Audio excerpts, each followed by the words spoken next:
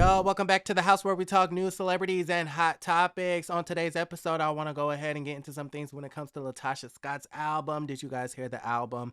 I just got done listening to it, and it's quite interesting. I also want to talk about Don Juan. His personal life is coming into question after he done questioned Miss Taj from SWVSS double Quad. Miss Quad, Miss Quad. I believe she's misfired, and I told you guys what I believe and why I believe it. And I think we have even more evidence that I can throw into the case. Okay, so let's go ahead and get into some things. But before we do that, we got to go ahead and talk about Dossier. Today's video was brought to you by Dossier. Yes, shout out to Dossier. What I love about Dossier is that their fragrances come in the cutest packaging. Love the aesthetics, love the look, love the packaging.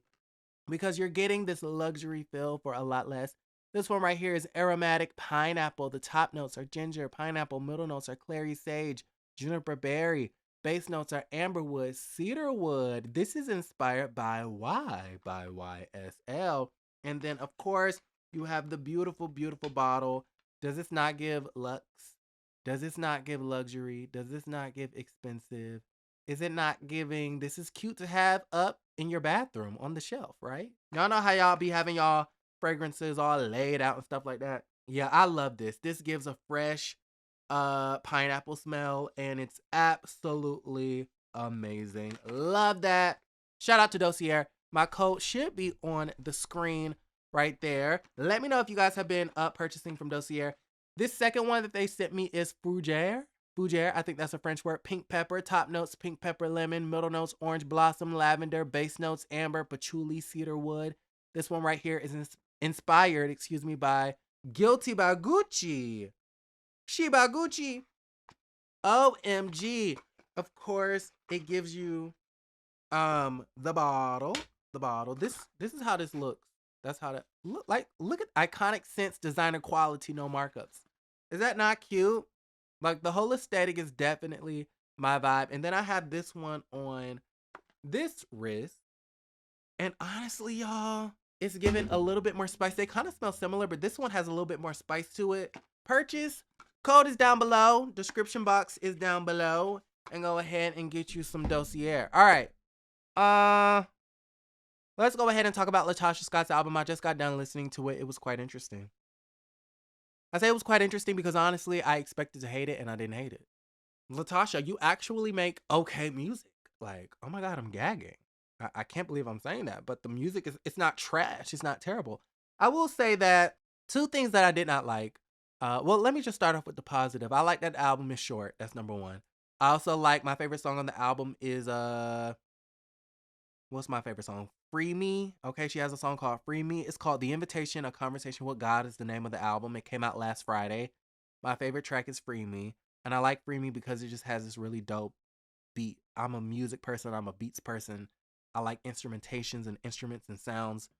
Free Me, that's the song that, kind of stood out to me at first. What I didn't like about the sound is the fact that I feel like the vocals are overproduced. It's giving that K. Michelle effect where it's kind of like that auto-tune, and it's very prevalent when it comes to the backing vocals. I did not like that. I thought the interludes were kind of corny, especially when she said, all I ever wanted to do was sing. And it's kind of like, sis, you are really trying to drive home this narrative like everybody is against you because you can sing and because you want to sing, and that's not why. The reason why people dislike you is because of your alleged thieving behavior, your alleged thievery. The reason why folks dislike you is because you don't hold your husband accountable for his foolishness. That's why folks don't F with you, and you cannot, you can't see that, or you refuse to acknowledge that, and that's why people don't like you. It's this, oh, they're mad at me because I want to sing. They're mad at me because I want to do a solo project. Nobody cares. Mama Joyce told me on Instagram that I shouldn't sing, that I should stop singing. Why do you think people are threatened by your singing? No one cares about your singing. It's the fact that you got onto this platform with that stank ass attitude, calling yourself a Christian and saying that you're doing a gospel album. You are the most negative gospel artist of all time. Anyway.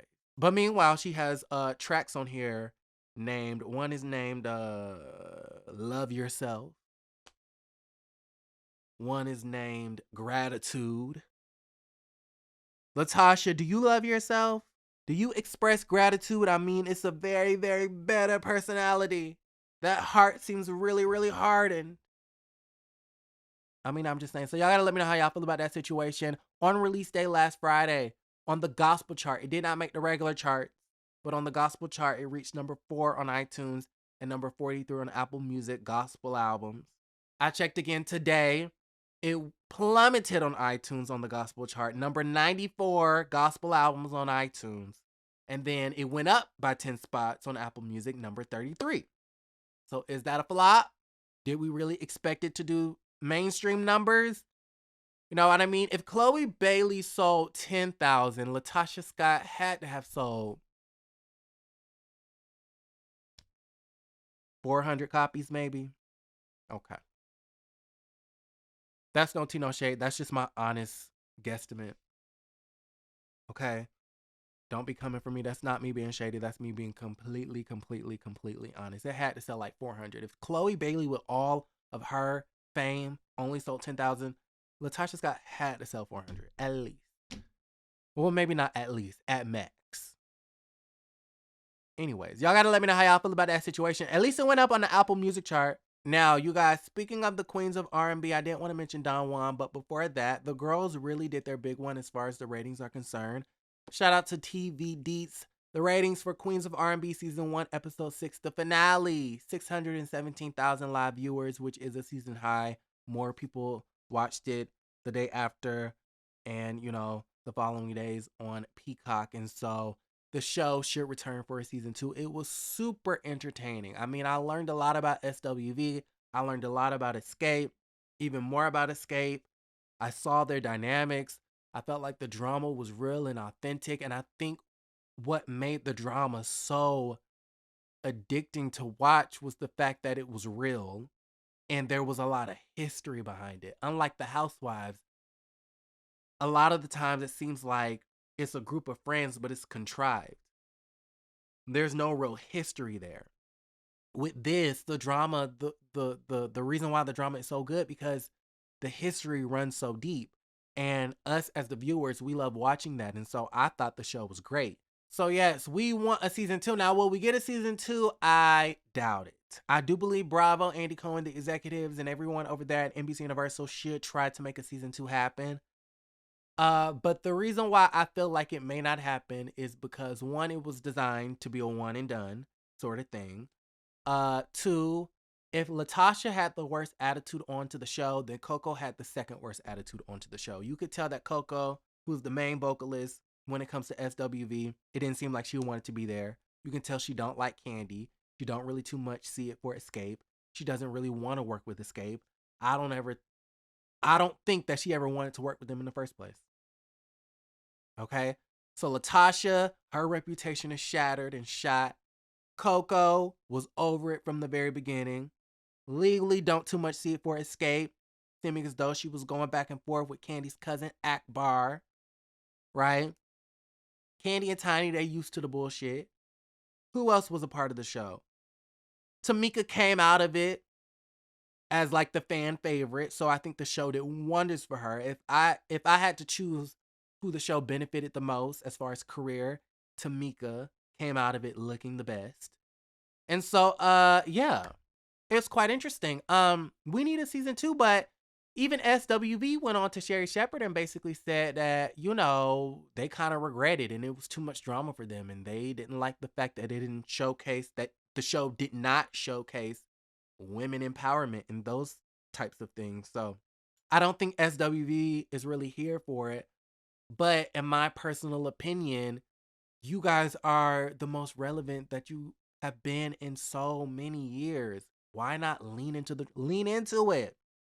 Lean into the drama. Stop shying away from the drama because it was the blogs and the media were obsessed with what they had going on. And so I feel like a win is a win is a win. Garnering media attention is a win is a win is a win. I mean, the only person that came out of it looking terrible was LaTocha Scott, so I don't know why Taj would regret anything. Being on this show made y'all's booking fee go up. Taj, how? Why you regret that? Maybe y'all's booking fee will be more comparable to an escape. Maybe that's more money for you, your husband, your children. Anyway, speaking of Taj though, during the finale there was this clip where they are rehearsing for that, concert and things like that. And I believe Taj is on stage and she's stressed out and she's suggesting that they do something. And then from the audio booth in the audience, in the stands, I think Don Juan yells out, "That's corny," in response to Taj. Chow, chow, chow, chow, chow, boo, chow, bye. Leave it to the candy coated clique to insert their 2 cents into any situation. Quiet as it's kept, I thought that Don Juan was the general manager of Candy Coated Entertainment. I didn't know that he was the creative director and or the producer for concert. So I'm a little bit confused at that situation. But listen, it doesn't surprise me. That's what the Candy Coated Clique do. Love the Candy Coated Clique, but we know about them at this point, so we can't be too surprised. So after Don Juan says, "That's corny," from the stands, Taj is up on stage and she has the lights blasting at her, so she don't know what's going on. She said, "Who said that? Who said that? Who said that? Who said that?" So Steven with his cute self goes, "Don Juan." Now, Steven, ain't you Team Escape? Why is you ratting out? Why is you snitching on Team Candy Coated Clique? So then Don Juan tried to explain his position, and I think Taj told him to shut the F up or something like that. It was quite interesting. So, yes, let me know how y'all felt about the finale in the comments down below. But speaking of Don Juan, why do I feel like Don Juan is trending on Twitter? Why do I feel like everyone keeps talking about Don Juan and this girlfriend on Twitter? Now, a couple of months ago, I think this was last fall when Candy and the Gang was airing. I think I said something about Don Juan, and a lot of you guys were in the chat talking about some Don Juan has a girlfriend. Talk about Don Juan's girlfriend. Talk about Don Juan. And I'm like, why do y'all want me to talk about this man and his girlfriend so bad? First off, I was kind of like shook. I'm like, Don Juan he has a girlfriend. Okay. And I invited Don Juan onto the show. He left me on red on Instagram, so hopefully he still comes. Don Juan, come to the show. We have so many questions. So literally this past weekend, I'm on Twitter and everyone keeps mentioning Don Juan is married. Now listen, I don't know if Don Juan has a girlfriend. I don't know if Don Juan is married. I don't know about Don Juan's life, which is one of the reasons why, Don Juan, we need you onto the show. So respond to my DM. I mean, I thought we were building something. But apparently Don Juan has a whole family and a whole wife, allegedly. Listen, he took to Instagram recently. And the caption to this photo says TBT then and now, and he's posing with this white woman. Well, she looked white. I don't know what she is. So I'm like, okay. Don Juan is out here doing his thing. And they all posed up and cozied up and extra close, and she got her arms all wrapped around him, and he look all happy and googly-eyed, and she kissing him on the cheek, and they doing their thing, and I'm like, The comments are interesting. I am Trip Ali says, "We found Becky with the good hair." Okay. Miss Queenheart said, "Todd set this up. It's a scheme by Todd." DL Parrot said, "Of course, ... Of course what? Is you mentioning her skin color? Are you alluding to her skin color?" High Class Biker Babe said, "I thought he would have liked black women."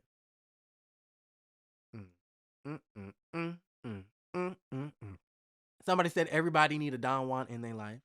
D2 Vegas said, "No wonder he kept her a secret." What?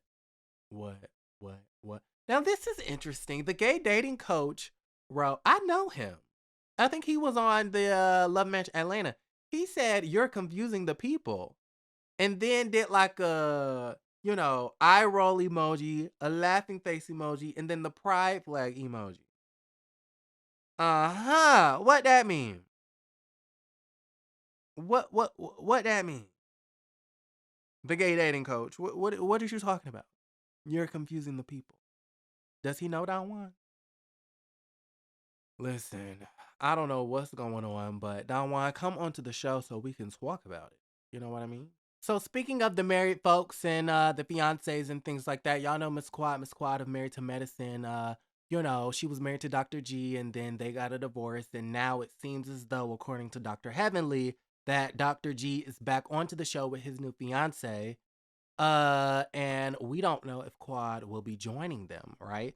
We do know Quad was offered to come back. She did receive a contract, but I don't think Quad liked the contract, and so she went into negotiations. I don't think negotiations are going very well. I think she wants more money because it's like, okay, y'all want me to film with Dr. G and his new fiance? Give me the coin. I don't think Bravo doesn't want her.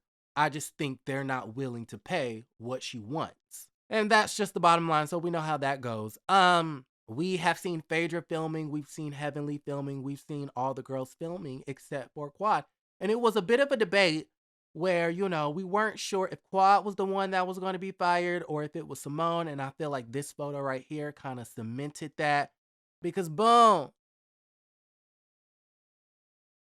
Exhibit A. Exhibit A, they're filming once more. Dr. Heavenly, Phaedra, Dr. Jackie, Dr. Simone, Quad, still nowhere to be found. It's a very interesting situation. So y'all gotta let me know how y'all feel about it. Like the video, subscribe to the channel, and don't forget to create a great day.